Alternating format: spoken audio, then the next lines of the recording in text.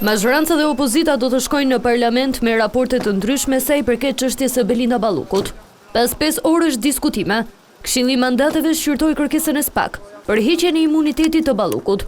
E para ishte opozita me një qëndrim të prerë, se në seancë do të rekomandojnë zbatimin e kërkesës së prokurorëve. Kjo tregon se jemi në një situatë teje të rënduar sa i takon krimeve të kryera prej saj. Sot prokuroria foli për një dëm të rënd ekonomik që është bërë buxheti të shtetit. Për socialistët, masat e marra deri më tani kundrejt Ballukut janë të mjaftueshme.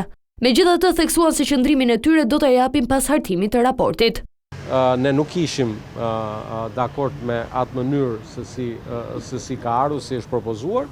Do të kemi një diskutim dhe e para një informim nga ana ime dhe antarëve të tjerë të Këshillit Mandati në një nga mbledhjet më të para të grupit parlamentar, ndoshta e para e mbledhjet e grupit parlamentar, sapo kolegu im Ulsimanja të ketë hartuar plotësisht raportin në emrin e 5 sheston, sepse nuk pati dakordsi për të pasur një relator, do të kemi 2 relator.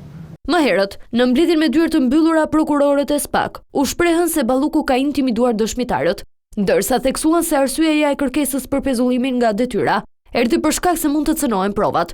Gjithashtu, si nga ana e organit të akuzës, ashtu edhe nga pala mbrojtëse, u mohua se çështja ndaj Ballukut vjen për motive politike. Tashmë do t'i mbetet seancës plenare për të dhënë fjalën e fundit. Raportet do të prezantohen nga të dyja palët dhe kërkohen vetëm 71 vota për të vendosur nëse do t'i hiqet imuniteti i Belinda Ballukut, e cila akuzohet për shkelje të barazisë në tendera.